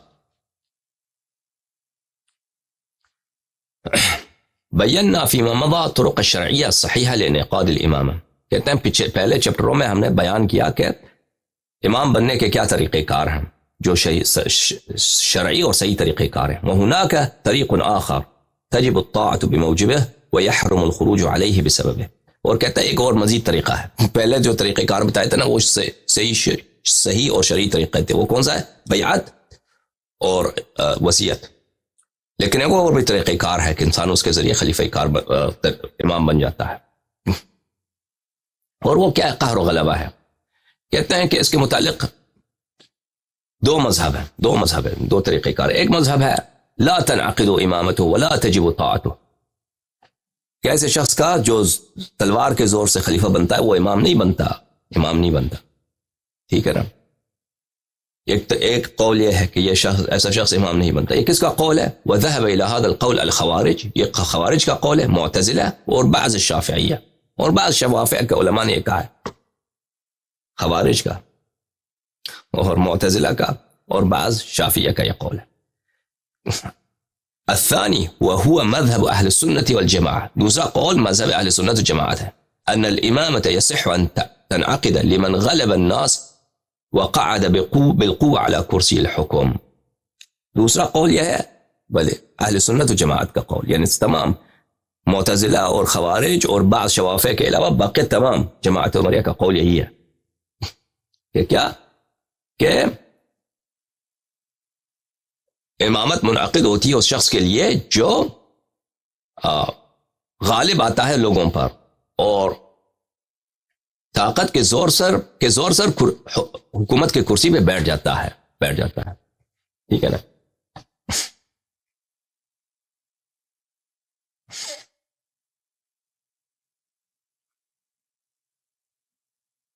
اچھا, تو ہم نے آپ کو دکھایا عزیزوں کہ یہ ان سب علماء کا اجماع ہے. اس مسئلے پہ ہم مخالف کوئی نظر نہیں آیا ہے. یعنی ہم اگر آپ دیکھ لیں کہ اس مسئلے پہ کوئی مخالف قول بھی ہے, مخالف قول نہیں ہے. ان سب کا اجماع اسی مسئلے پر یہی ہے کہ امام بننے کا طریقہ کار کیا ہے. امام بننے کا طریقہ کار یہ ہے کہ آپ طاقت کے زور سے, تلوار کے زور سے خلیفہ بننا چاہیں. اگر خلیفہ سب کو شکست دے دی, چاہے لوگ ہنسیں چاہے لوگ روئیں, چاہے لوگ قبول کریں چاہے نہ, آپ خلیفہ بن جاتے ہیں, چاہے آپ فاسق ہوں فاجر ہوں. اچھی بات. یہاں پہ ایک اور نقطہ آپ کی خدمت میں عرض کروں کہ ان کے نزدیک, جماعت عمریہ کے نزدیک, ان کے امامت کے مسائل پہ یہ بہت اہم نقطہ ہے کہ جو شخص بیعت کے ذریعے امام بنتا ہے یا وصیت کے ذریعے امام بنتا ہے یا تلوار کے زور سے امام بنتا ہے, وہ امام بننے کے طریقہ کار جو بھی ہوں, ٹھیک ہے نا, وہ فاسق فاجر بھی ہو تو اس کی طاعت واجب ہوتی ہے, شرعاً واجب ہوتی ہے. یعنی رسول اللہ صلی اللہ علیہ وسلم کے حکم سے اس کی طاعت واجب ہے.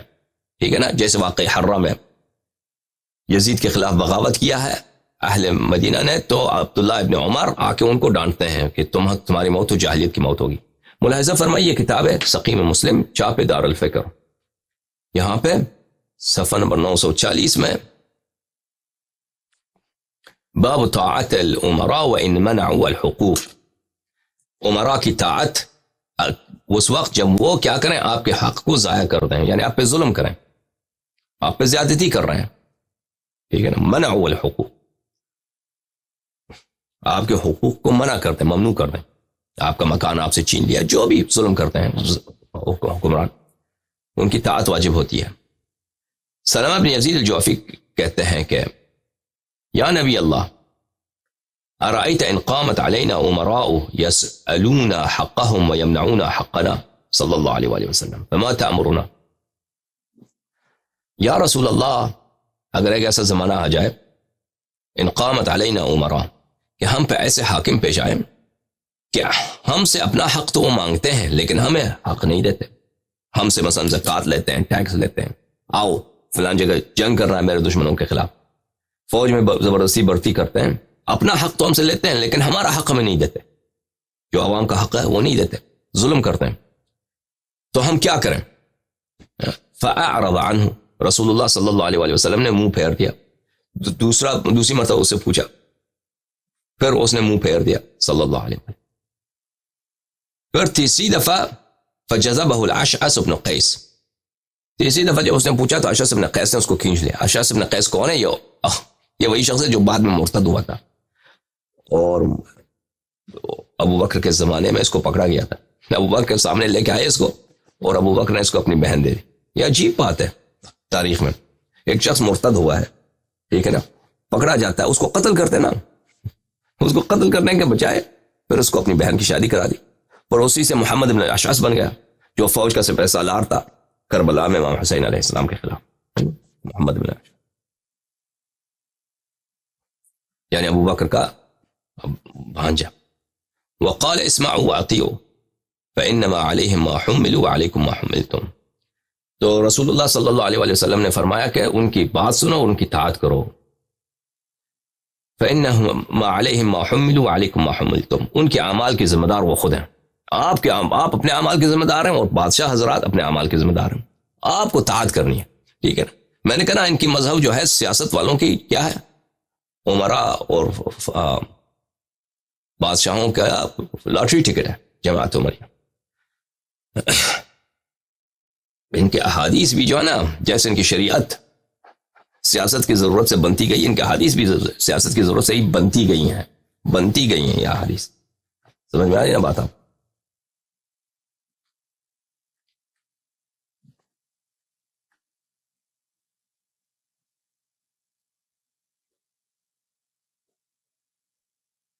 اس کے بعد ملاحظہ فرمائیے, روایت میں آپ کو کئی دفعہ دکھا چکا ہوں, اس طرح کی روایت بہت ہے ان کی کتاب میں, کہ فرمایا رسول اللہ صلی اللہ علیہ وآلہ وسلم نے, یہ مسلم ہے صفحہ 940 حدیث نمبر 1847, یکون بعدی ائمۃ لا یہتدون بہدای, میرے بعد ایسے امام ہوں گے جو میری ہدایت پہ نہیں ہے, ولا یستنون بسنتی, اور میری سنت کی اتباع نہیں کرتے. ٹھیک ہے نا, جو رسول اللہ صلی اللہ علیہ وآلہ وسلم کی ہدایت پہ نہیں ہے, ان کی سنت کی اتباع نہیں کرتے, یعنی نہایت ہی فاسق. اگر کافر نہیں کہہ دیں تو نہایت ہی فاسق فاجر.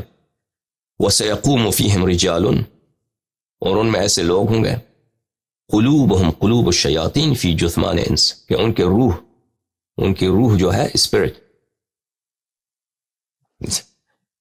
دیکھیں روح, ان کی روح اسپرٹ جو ہے شیاطین کی اسپرٹ ہے. ان کا دل جو ہے شیطان کا دل ہے, انسان کے روپ میں, انسان کے جسم میں. روح ان کی شیطان, تو یہ تصریح تکفیر میں ہے. یہ شیطان تو کافر ہے نا, شیطان تو کافر ہے, یعنی نہایت ہی مردود, نہایت ہی کیا کہیں فاسق فاجر, یعنی بالکل شیطان, جیسے رسول اللہ صلی اللہ علیہ وسلم نے فرمایا کہ ان کا دل شیطان کا دل انسان کے روپ میں. قال کیف اصنع یا رسول اللہ صلی اللہ علیہ وآلہ ان ادرکت ذلک. حذیفہ نے کہا میں اس زمانے میں کیا کروں, تسمع وتطع للامیر وان ضرب ظهرك واخذ مالك فاسمع واطع. اس کی طاعت کرو, اسی امیر کی جو شیطان ہے انسان کی شکل میں ظاہر ہوا ہے, اس کی طاعت کرو, اس کی بات مانو. وہ اگرچہ وہ اس کے لشکر والے آپ کے پیٹھ پہ مار رہے ہیں, وہ آپ کو تازیانے مار رہے ہیں, کوڑے مار رہے ہیں, اور آپ کا مال بھی چھین رہے ہیں, فاسمع واطع, ان کی بات سنو, ان کی طاعت کرو. یا یہ پڑھو وَإِن ضَرَبَ ظَهْرَكَ وَأَخَذَ مَالَكَ, اگرچہ وہ آپ کا مال لے لیں اور آپ کو ماریں.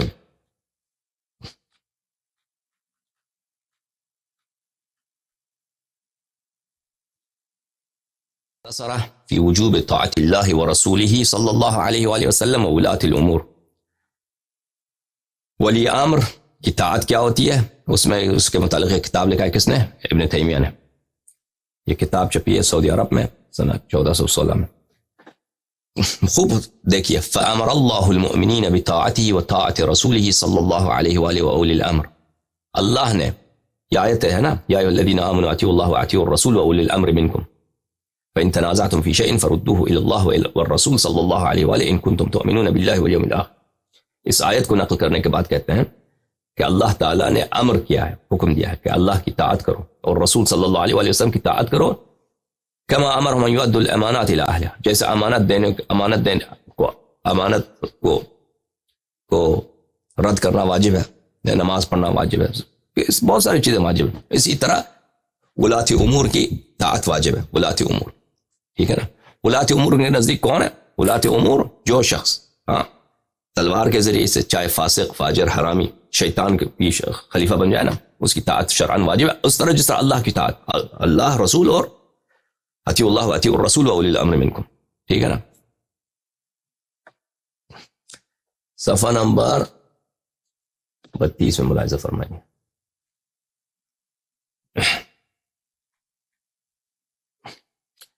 ابی ہریرہ سے روایت ہے, علیک بالسمع والطاعۃ عسرک ویسرک ومنشتک ومکرہک واثرت علی.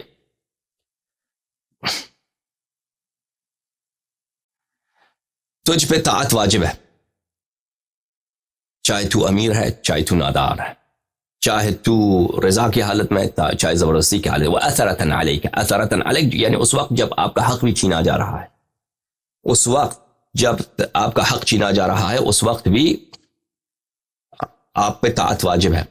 ومعنى قوله أثرة عليك وأثرة علينا أي وإن استأثر ولاة الأمور عليك فلم ينصفوك ولم يعطوك حقك. استأثرك ولاة الأمور جو یعنی اس وقت جب ولی امر آپ کے حق پہ زبردستی قبضہ کرتا ہے اور آپ سے انصاف نہیں کرتا اور تمہارا حق نہیں دیتا، اس وقت بھی اس کی طاعت واجب ہے.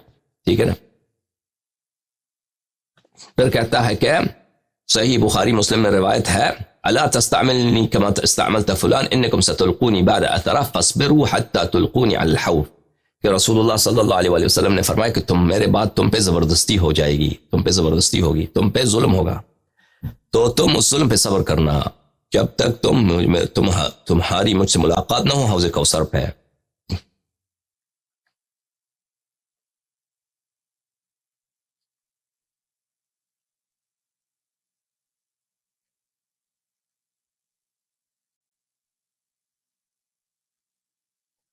پھر وہ صفحہ نمبر 35 پہ فرماتے ہیں ابن تیمیہ، وَأَمَا مَا أَمَرَ اللَّهُ بِهِ رَسُولُهُ وَرَسُولُهُ صلی اللہ علیہ وآلہ، کہتے ہیں کہ اللہ نے حکم دیا ہے، رسول صلی اللہ علیہ وسلم نے حکم دیا ہے کہ ولی امر کی طاعت واجب ہے اور اس کی خیر خواہی بھی واجب ہے انسان پر. وَإِن لَمْ يُعَاهِدْهُمْ عَلَيْهِ، اگرچہ آپ نے بیعت نہیں کیا، آپ نے کبھی بیعت ہی نہیں کیا، آپ نے کبھی ان کے ساتھ معاہدہ نہیں کیا کہ میں آپ کی طاعت کروں گا، نہیں کوئی بات نہیں، پھر بھی اس کی طاعت واجب ہے.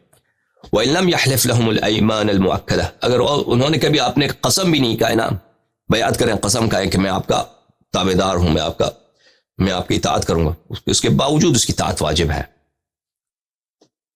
کس طرح واجب ہے؟ كما يجب عليه الصلوات الخمس، جیسے پانچ دفعہ دن میں نماز واجب ہے، اسی طرح طاعت ولی امر واجب ہے، چاہے وہ فاسق فاجر حرامی ظالم آپ کا حق آپ سے چھین رہا ہے، آپ نے کبھی بیعت نہیں کیا، اس کے باوجود آپ پہ طاعت واجب ہے.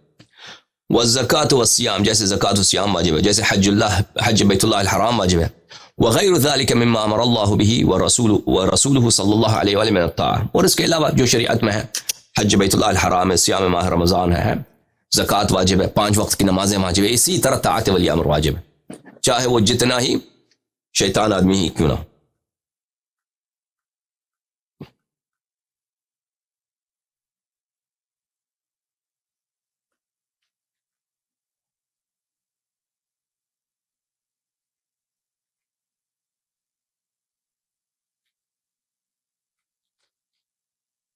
یہ کتاب شرح اصول السنہ ہے، شیخ عبداللہ ابن عبد الرحمن الجبرین، یہ جب سعودی عرب میں وہاں پہ بہت بڑے عالم دین ہیں وہابیت کے.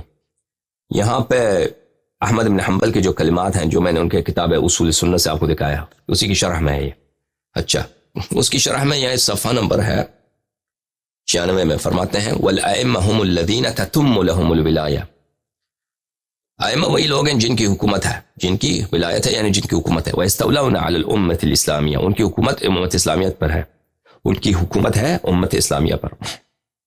سواء بعہد ذلك الوالی بأن عہد الیہ من قبل، چاہے اس طرح ہو کہ پچھلے والے خلیفے نے، پچھلے والے بادشاہ نے وصیت کی ہے، او بالقوہ من ذلك الوالی بأن اخذ الولایت بالقوہ، یا یہ کہ وہ طاقت کے زور سے وہ خلافت لے لے، چھین لے. وتولى علیہم، اور ان پہ اور طاقت کے زور سے، وتولى علیہم بالغلبہ، غلبہ طاقت کے زور سے وہ ان پہ حکومت کریں. هذا كل هذا بلا شک اذا تمت له الولایہ وجبت طاعت له، وجبت طاعت له، بلا شک بلا ریب، ایک دفعہ اس کی حکومت بن جائے تو پھر اس کی طاعت واجب ہے. والسمع له، اس کی بات ماننا واجب ہے. وحرم الخروج علیہ، اور اس کی مخالفت کرنا، اس کے خلاف بغاوت کرنا حرام ہو جاتا ہے. ٹھیک ہے نا. شرعاً جیسے نماز واجب ہے اسی طرح یہ بھی واجب ہے.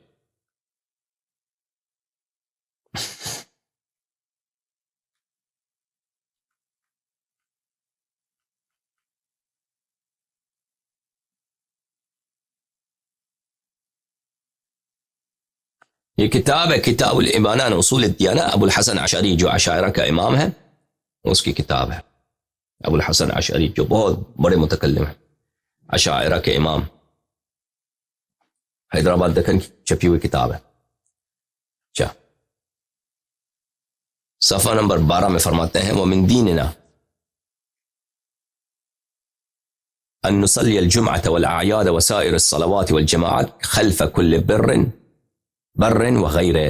ہمارے دین کا حکم یہی ہے کہ ہم جمعہ اور عید کی نماز اور باقی سب نماز جماعت جو ہیں ہر نیک اور غیر نیک، نیک اور غیر نیک یعنی گناہکار کے پیچھے نماز پڑھیں. كما روي عن عبد الله بن عمر كان يصلي خلف الحجاج، جیسے کہ روایت میں ہے کہ عبداللہ ابن عمر حجاج بن یوسف کے پیچھے نماز پڑھتے تھے. اچھا، ونرى الدعاء لأئمة المسلمين بالصلاح والإقرار بإمامتهم وتذليل من رأى الخروج عليهم إذا ظهر منهم ترك الاستقامة. اور ہمارے دین کا یہ حکم ہے کہ ہم حکمرانوں کے لیے دعا کرتے رہیں کہ اللہ ان کو سلامتی دے اور ان کے امامت کا اقرار کرتے رہیں، اور جو بھی ان کے خلاف خروج کرنا چاہے جب حاکم ظالم بن جاتا ہے، یعنی اذا ظہر منہم ترک الاستقامہ، جب حاکم ظالم بن جاتا ہے، کوئی اس کے خلاف بغاوت کرنا چاہتا ہے تو ہم اس کی تذلیل کرتے ہیں. تذلیل یعنی اس کو کہتے ہیں یہ گمراہ ہے.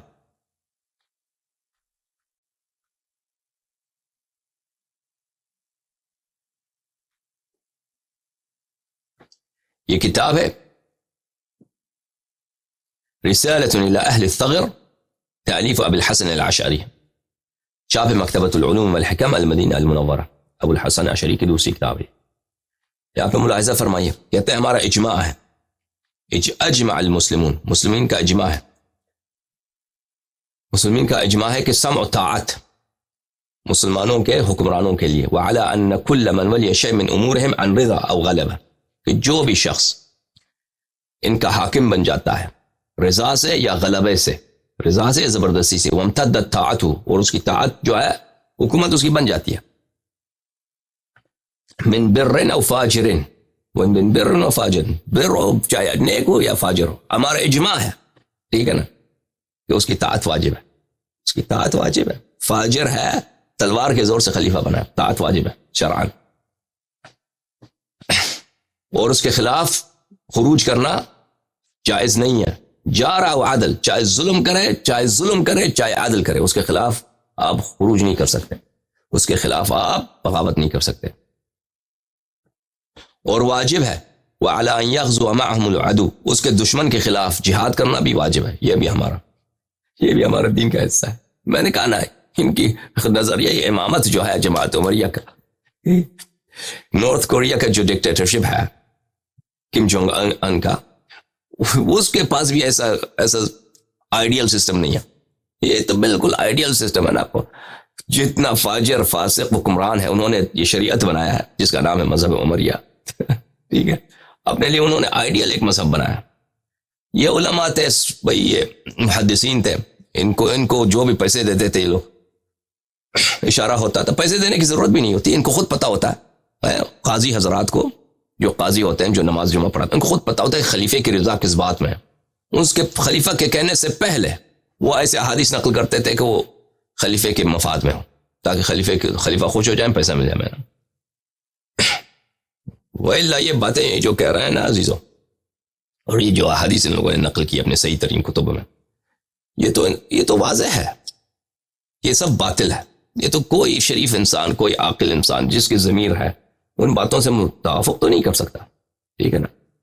ان کا میں نے آپ کو بار بار کہا کہ جماعت عمریہ کا نظریہ امامت اتنا گھٹیا ہے کہ ان کو خود جرأت نہیں ہے وہ مسائل جو ان کے اجماعی ہیں وہ علنا اپنے ممبروں سے اپنے عوام کو سنائیں، اور وہ آتے ہیں پھر شیعوں پہ اعتراض کرتے ہیں کہ تم کیوں کہتے ہو کہ بھلے امامت منسوس ہے. منسوس صرف ایک ہی طریقہ ہے کہ وہ منسوس ہو، منسوس کے علاوہ اللہ نصب کرے، رسول صلی اللہ علیہ وسلم نصب کرے، اس کے علاوہ کوئی طریقہ ہو ہی نہیں سکتا. سمجھ میں آ رہی نا بات آپ کو؟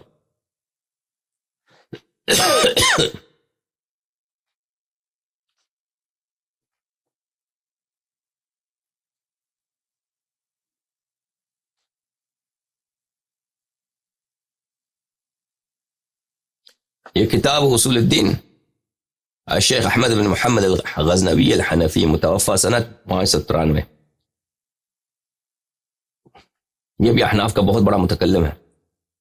فصل طاعت الائمہ واجبہ وہی فرض عین من فروض الشرع. یہ کہتے ہیں کہ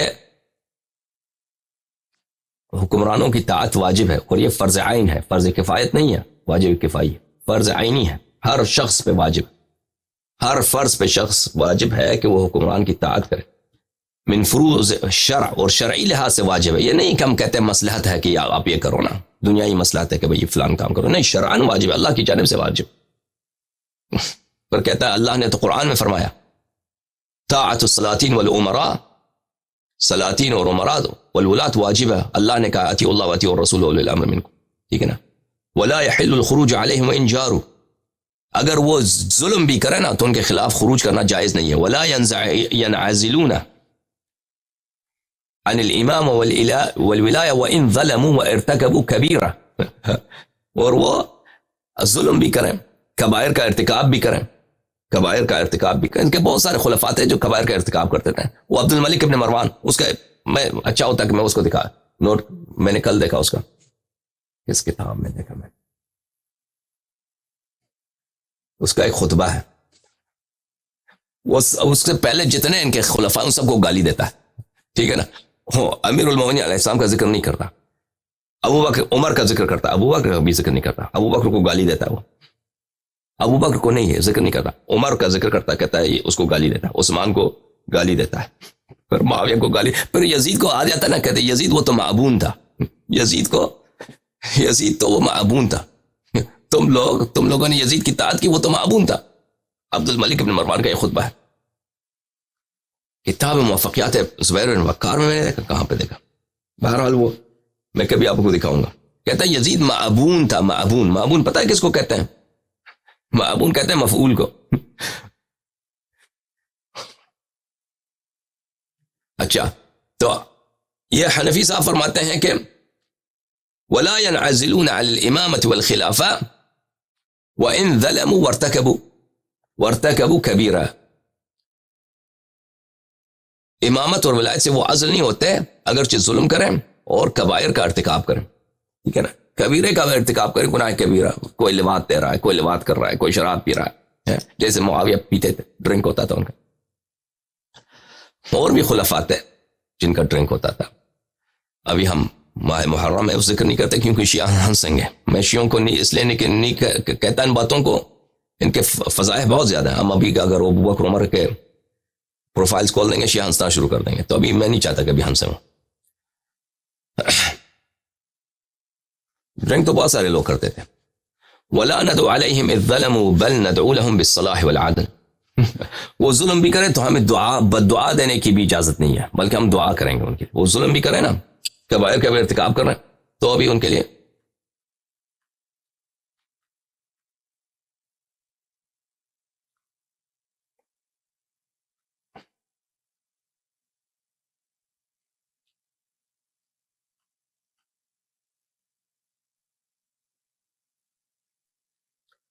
یہ کتاب ہے عمدۃ القاری بشرح سقیم البخاری، چاپ دار الفکر، جزء 16. یہاں پہ ملاحظہ فرمائیے، بخاری کی حدیث ہے من کرہ من امیر شیئا فلیصبر، جو بادشاہ سلامت سے ایک چیز دیکھے جو ناپسند ہو تو صبر کرے.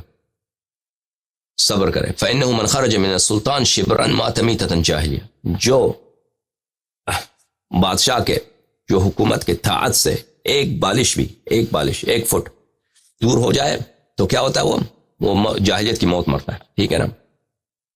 تو اس کے متعلق کہتے ہیں اس کی شرح میں وفیہ دلیل على ان السلطان لا ينعزل بالفسق والظلم ولا تجوز منازعته في السلطنة بذلك، اس حدیث میں یہ دلیل ہے کہ بادشاہ سلامت فاسق ہو، ظالم ہو، فسق اور ظلم سے وہ کیا نہیں ہوتا، معزول نہیں ہوتا، اس کی شرعی حکومت جاری رہتی ہے.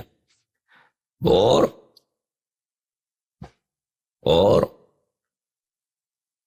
فسق اور ظلم کی وجہ سے اس کے ساتھ نزاع کرنا جائز نہیں ہے.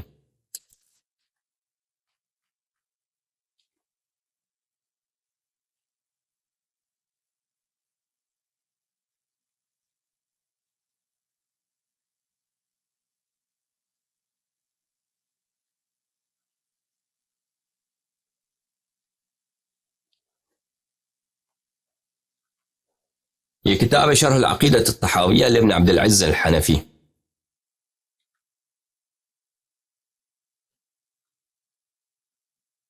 شاب مؤسس الرسالہ، یہ عقیدہ طحاویہ تو معروف کتاب ہے ان کے عقیدے میں، ابو جعفر طحاوی کی کتاب ہے.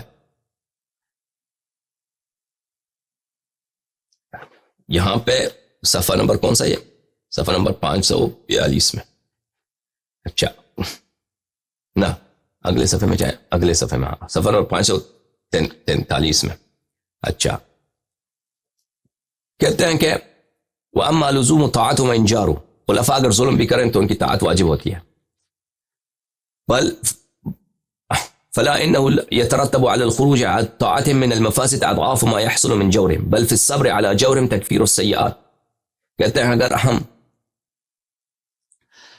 اگر خلفاء ہم پہ ظلم کریں تو ہم ان کے ظلم پہ صبر کریں تو یہ ہمارے گناہوں کا کفارہ ہے، گناہوں کا کفارہ ہے. ومضاعفات الاجور، اور ہمارا اجر بڑھ جاتا ہے. وہ جتنا ظلم کریں، خلیفہ جتنا ظالم ہو اور جتنا ہم صبر کریں، اتنا ہی ہمارا کیا ہے، اتنا ہی ہمارا اجر بڑھ جاتا ہے. فإن اللہ تعالی ما سلطهم علینا الا لفساد اعمالنا، اللہ تعالیٰ نے ہماری بدی ہے. اگر خلیفہ ظلم کرتا ہے تو یہ ہماری بدی ہے کہ ہماری برائی کی وجہ سے اللہ نے ایسے ظالم بادشاہ کو ہم پہ مسلط کیا ہے. والجزاء من جنس العمل، جزاء جنس عمل سے ہوتا ہے. فعلينا الاجتهاد في الاستغفار والتوبہ واصلاح الاعمال، تو ہمیں اس وقت چاہیے کہ خلیفہ جتنا ظلم کرتے ہیں ان کی طاعت مزید طاعت کر دے جائیں اور ان کے لیے استغفار کریں. ٹھیک ہے نا، ان کے لیے دعائیں کرتے ہیں.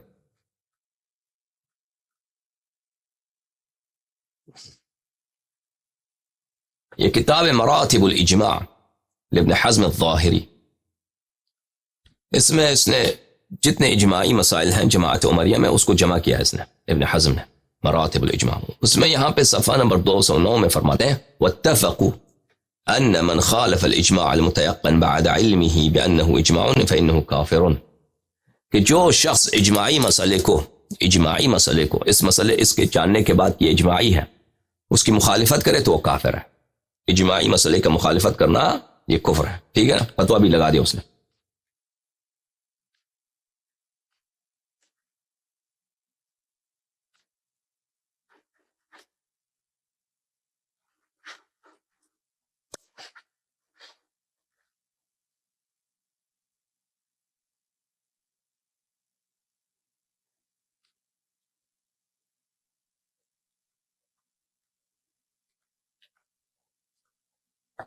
پھر جا کے صفحہ 209 میں وہ فرماتے ہیں واتفقوا ان الامام الواجبۃ امامتہ، وہ امام جو اس کی امامت شرعی بن جاتی ہے، وہ اس کی امامت واجب ہو گئی ہے. ٹھیک ہے نا، وہ کسی بھی طریقے سے امام بن گیا. فإن طاعته في كل ما امر، ہمارا اجماع ہے کہ اس ہر چیز کا وہ حکم دے اس کی طاعت واجب ہے، شرعاً واجب ہے. اور یہ اجماعی مسئلہ ہے، اس کی مخالفت بھی کریں گے تو کافر. ٹھیک ہے. ما لم يكن معصية فرض، ان طاعته في كل ما امر لما لم يكن معصية فرض. اگر وہ کسی گناہ کا حکم دے تو وہ واجب نہیں ہے، باقی جس بھی مسئلے پہ حکم دے اگر وہ گناہ نہیں ہے وہ فعل تو اس کے طاعت واجب ہے. والقتال دونه فرض، اس کے فرمان پر قتال کرنا، اس کے دشمنوں سے لڑنا جنگ کرنا وہ بھی واجب ہے. وخدمته فيما امر به واجب ہے، اور جس بھی حکم دے اس کی خدمت کرنا وہ واجب ہے. واحکامه واحکام من ولى نافذہ، اور اس کا حکم اور جو اس کے جو نائبین ہیں، گورنر ہیں، ان کا بھی حکم ماننا یہ بھی واجب ہے. عزلہ من عزل نافذ، اور جس شخص کو عہدے سے عزل کریں وہ بھی نافذ ہے. یہ اجماعی ہے. تو ٹھیک ہے نا عزیزو، اب پتہ چل گیا کہ ہم نے جماعت عمریہ کے مسئلے امامت کے بتایا تھا کہ ان کے ہاتھ پر امام بننے کے 3 طریقے کار ہیں، ایک بیعت، ایک وصیت، اور ایک ہے بالقہر والغلبہ. اور یہ قہر و غلبہ جو ہے یہ ایک اجماعی مسئلہ ہے. اب کوئی فضول شخص آ کے کہہ دے کہ میں اس کو نہیں مانتا، تو اس کو نہیں مانتا، تو کافر ہو گیا. تو نے اجماع کی مخالفت کیا، اجماع کا مخالفت کرنے والا تو کافر ہوتا ہے. تو اپنے جہل سے کہتا ہے کہ میں اس کو نہیں مانتا. وَإِلَّا تمہارے جو مذہب کے بڑے علماء ہیں انہوں نے کہہ دیا کہ یہ مسئلہ ہمارے ہاں اجماعی.